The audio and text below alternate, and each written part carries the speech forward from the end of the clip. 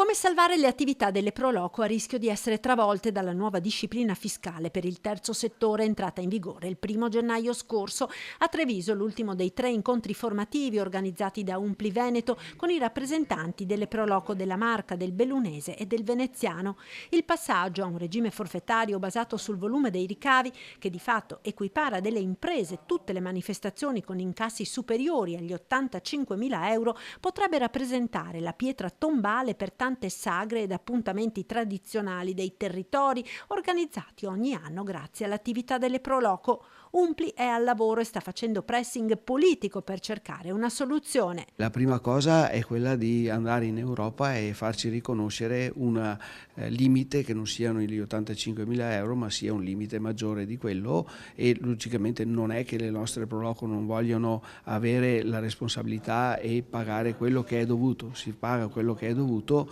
ma ci deve essere riconosciuto quel volontariato, perché tutti noi